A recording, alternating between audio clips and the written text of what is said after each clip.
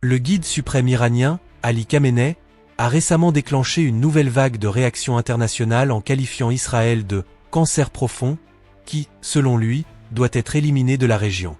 Cette formule percutante, lourde de symboles, s'inscrit dans la continuité d'une rhétorique hostile qui remonte à plusieurs décennies, mais elle prend aujourd'hui une dimension particulière à la lumière des tensions croissantes au Moyen-Orient.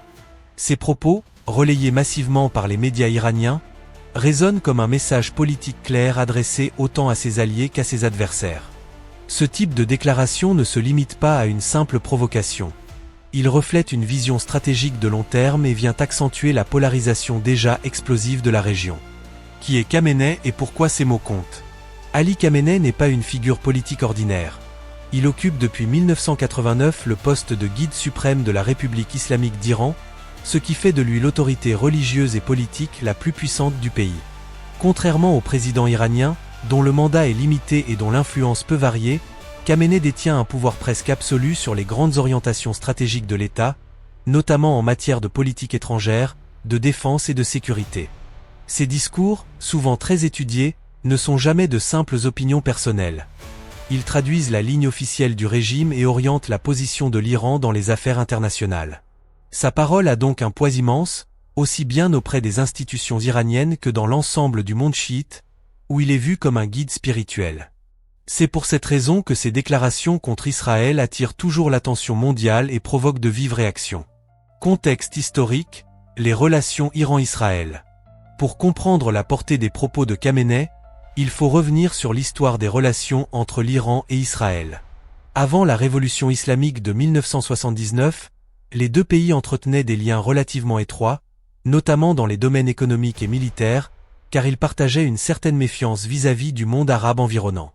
Mais tout bascule lorsque l'ayatollah Khomeini prend le pouvoir. Israël est alors dénoncé comme un « ennemi juré » et devient l'incarnation de ce que le régime qualifie d'oppression et d'injustice au Moyen-Orient. Depuis lors, l'Iran s'est positionné comme le principal adversaire idéologique et stratégique d'Israël. Téhéran a renforcé cette opposition en soutenant activement des groupes hostiles à l'État hébreu, tels que le Hezbollah au Liban ou le Hamas à Gaza. Cette rivalité s'est traduite par une véritable guerre de l'ombre, faite de tensions militaires indirectes, d'affrontements par procuration et de cyberattaques.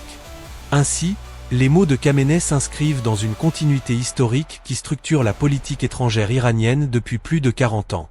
La signification de « cancer profond » dans le discours iranien. Lorsque Khamenei qualifie Israël de « cancer profond », il ne s'agit pas d'une simple formule rhétorique. Le choix du mot « cancer » traduit une vision idéologique profondément enracinée dans la pensée politique iranienne. Israël est vu comme un corps étranger, une excroissance artificielle implantée au cœur du Moyen-Orient, qui menace la stabilité et l'identité de la région. Le terme « profond » ajoute une dimension encore plus radicale, suggérant que cette « maladie » est enracinée au point d'être quasiment incurable. Dans la logique de Téhéran, une telle image justifie l'idée que seule une élimination totale pourrait ramener la « santé » au monde musulman. Cette métaphore médicale n'est pas nouvelle. Elle a été utilisée à plusieurs reprises par les dirigeants iraniens pour déshumaniser Israël et présenter sa disparition comme une nécessité historique. En employant ces mots, Khamenei ne fait pas seulement une critique politique, il forge une narration destinée à mobiliser son peuple, galvaniser ses alliés et légitimer la confrontation contre l'État hébreu. Réactions internationales immédiates. Les propos de Khamenei ont rapidement suscité une vague de réactions à travers le monde. Du côté d'Israël, la condamnation a été immédiate. Plusieurs responsables politiques ont dénoncé une rhétorique dangereuse et ont rappelé que ces déclarations prouvent, selon eux, l'intention hostile de l'Iran.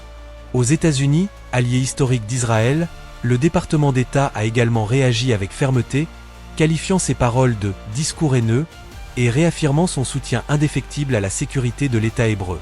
Dans les capitales européennes, les déclarations ont été accueillies avec inquiétude.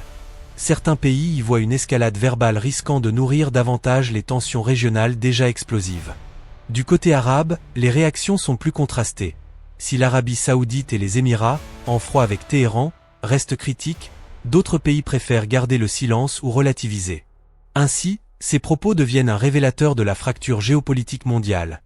Ils rassemblent les alliés de l'Iran d'un côté, tout en renforçant la solidarité entre Israël et ses partenaires occidentaux de l'autre.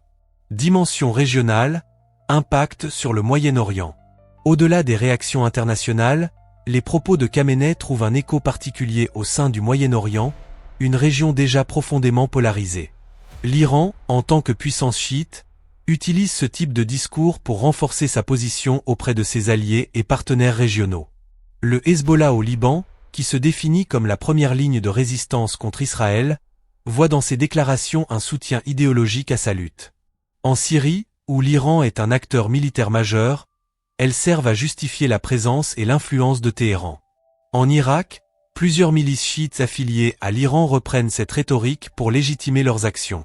Même au Yémen, les Houthis utilisent ce genre de discours pour nourrir leur propagande. Mais l'impact dépasse le seul camp pro-iranien. Les pays arabes sunnites, en particulier ceux engagés dans une normalisation avec Israël, perçoivent ces déclarations comme une menace directe à leurs ambitions diplomatiques. En réalité, chaque fois que Khamenei s'exprime de manière aussi virulente, il accentue les lignes de fracture. D'un côté un « axe de la résistance » mené par l'Iran, de l'autre un front d'État cherchant à contenir son influence. Perception et conséquences géopolitiques.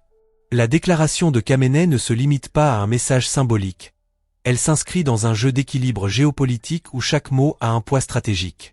En désignant Israël comme un « cancer profond », le guide suprême renforce la rivalité entre Téhéran et Tel Aviv, déjà marquée par des opérations militaires clandestines, des cyberattaques et des confrontations indirectes en Syrie ou au Liban. Pour Israël, ce type de discours est utilisé comme argument pour convaincre ses alliés occidentaux de la nécessité de contenir l'Iran, notamment sur la question nucléaire.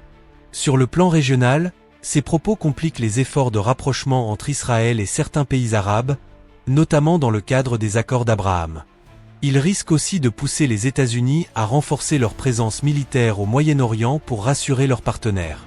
Dans ce contexte, les paroles de Khamenei ne sont pas seulement perçues comme de la propagande, mais comme un signal clair d'une confrontation idéologique et potentiellement militaire appelée à durer.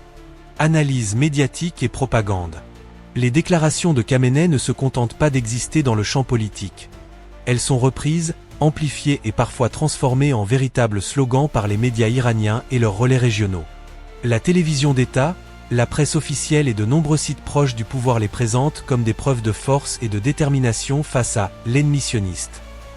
Cette mise en scène médiatique n'a pas seulement un objectif externe, elle vise aussi à consolider l'unité interne autour du régime, en renforçant le sentiment nationaliste et religieux. Dans les pays alliés, comme le Liban avec le Hezbollah ou encore certaines zones en Irak, les médias proches de l'Iran utilisent ce discours pour galvaniser leur base populaire et légitimer la résistance armée. De l'autre côté, les médias occidentaux mettent l'accent sur la dimension menaçante de ces paroles, les inscrivant dans un narratif de danger iranien pour la sécurité régionale. Ainsi, un même discours devient un instrument de propagande à double usage, mobilisation interne et intimidation externe. Enfin, les propos de Khamenei ne sont pas un simple éclat isolé. Ils s'inscrivent dans une continuité idéologique et stratégique qui traverse la République islamique depuis plus de 40 ans. Chaque mot vise à rappeler la position intransigeante de Téhéran face à Israël et à envoyer un message clair, tant à ses adversaires qu'à ses partisans. Pourtant, au-delà de la force des mots, la réalité est que la région reste déjà marquée par une instabilité chronique où chaque déclaration peut devenir un facteur de tension supplémentaire. Cette rhétorique contribue à maintenir un climat de confrontation permanente, où le dialogue paraît toujours plus lointain. Le Moyen-Orient continue ainsi de se trouver dans un équilibre précaire, partagé entre les appels à la paix et les discours de guerre. Les paroles de Khamenei ouvrent donc une nouvelle séquence, sans que personne ne puisse vraiment en prévoir l'issue. Merci.